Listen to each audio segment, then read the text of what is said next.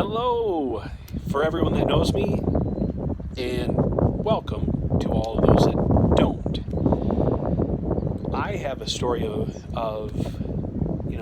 something that happened to me years ago that is very relevant in today's times. So let me tell you this story of what happened to me when I was 31 years old. 31 years old, I had a temperature for 9 days. 9 days. So 9 comes up a lot in this story, but 9 days of terrible temperature. I finally go into the doctor's office. I see them and they say, "What's wrong?" And I said, "Well, I've been experiencing a temperature for a long time and I'm done. I'm feeling terrible, fatigued, and I need to know what the heck's going on." They kind of look at me and said, "Well, let's take your temperature." They took my temperature, it was 99 degrees. I said, "I know it's low right now, but give me 15 minutes. 15 minutes is all I need, and I'll tell you when I have a elevated temperature again." So 15 minutes go by, and a nurse walks in and takes my temperature. I said, "It's 104.1. She looks at the temperature, or at the thermometer, looks back at me and says, "You've got to be kidding me, right?" I said, "What is it?" She goes, "It's 104.1. I said, "Yep, I know to the decimal how bad it is because it's been this bad for so long." I said, "Okay, we're going to send you down to the ER and they'll get you some fluids and you'll bounce right back." So I go down to the hospital. They get me checked in, and as they're checking me in, they take my O2 sensor and they look at that while it's on me and said, "Oh my God, hold on, put on this mask, sit down, we need to figure this thing out." I said, "What's going on?" And they said, "My O2 sensor was at just about 80 percent. And for those of you that know, that is a terrible number to be looking at for an O2 sensor. High 90s is where you're supposed to be at all times. And you're like climbing Mount Everest at 60 to 80. So it's really bad. At that point, they check me in and they put a quarantine on my room. They put me in a mask. Everyone that comes in has to be masked up, has to have some PPE on, because they don't know what the hell is going on. And it is most likely a virus. It's most likely something that's going to hurt somebody, and it's most likely going to be spreadable. So they put me in a quarantine and take tons of blood. The blood samples come back as negative for everything that they can think of.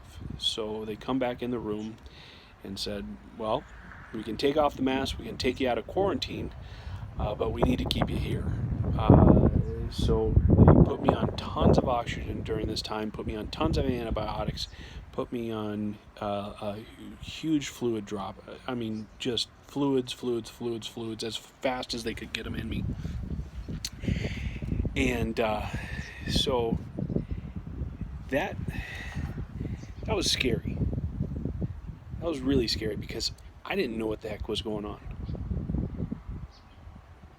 But then they get the O2 sensor, or the O2 in my body worked out, and they check me out of the hospital.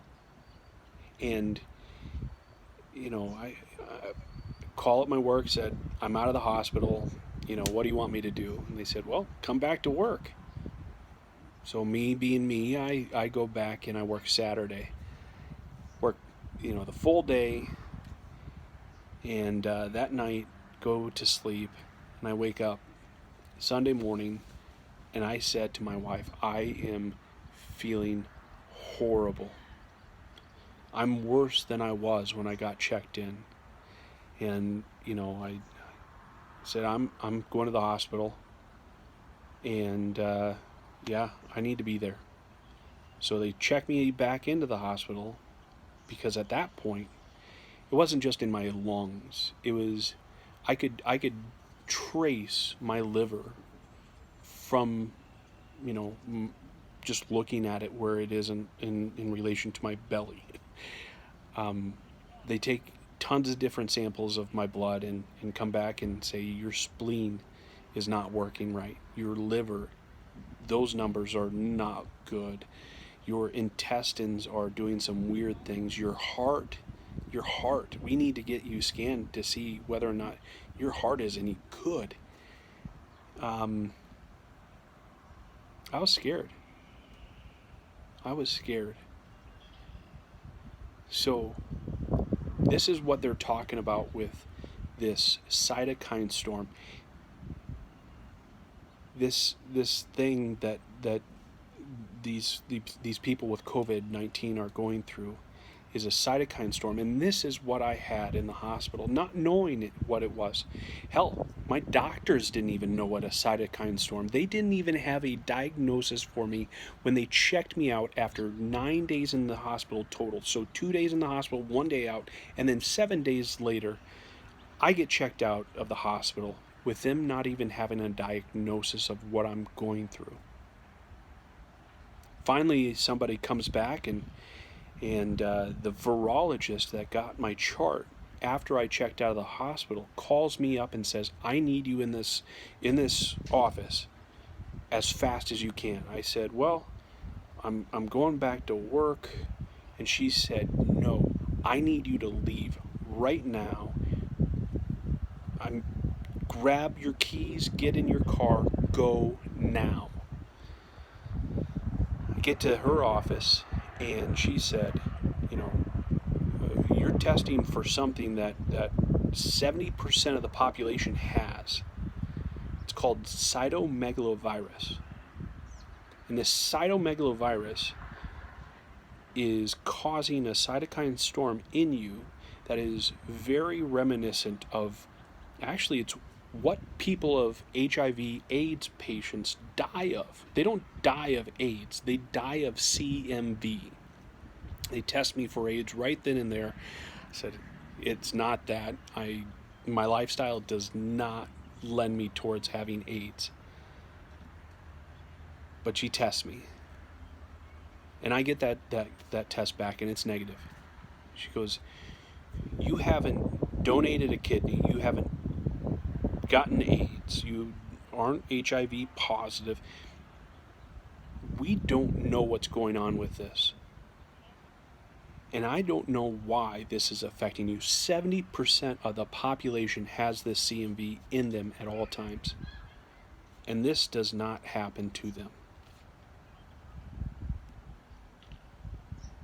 Does this sound familiar? COVID-19 is working the same way that this CMV virus happened to me when I was 31 years old. I was in the hospital thinking that I was on my deathbed.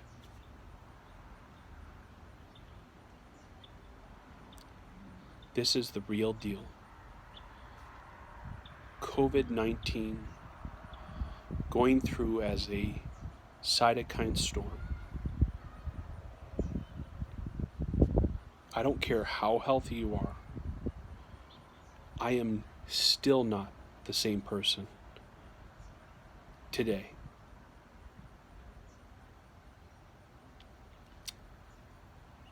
So after I had that, I went in with not good lungs, but I came out with asthma.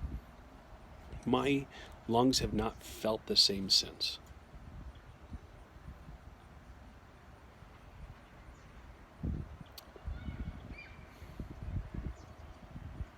At 31, I thought I was going to die of this cytokine storm.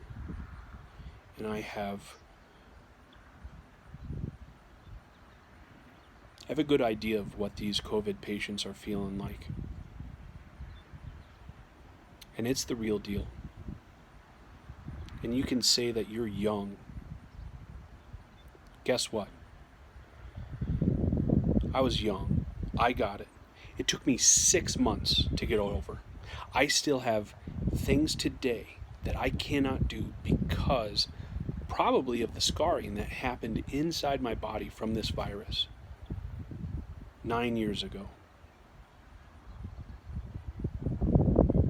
If you think that this can't happen to you, you're crazy. There's probably a genetic marker within all of us that is allowing this virus to act the way it acts. And that genetic marker is probably going to get found out, but after a lot of people die. We need to take this seriously. Those 9 days in the hospital, they weren't cheap. My body is not the same. And it took me 6 months to feel like a normal human being after getting that virus.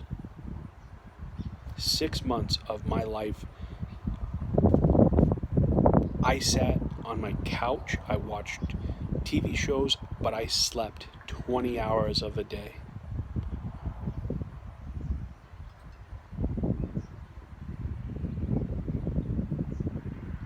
My heart goes out to everyone going through this process because I know exactly what it feels like.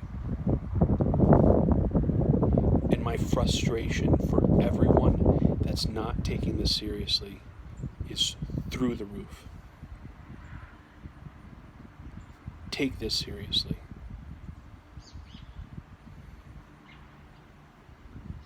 Please, wear a mask, because you don't know if it's going to be you. You don't know if it's going to be your parents. You don't know if it's going to be your kids that succumb to that virus. Take it seriously. I know I do.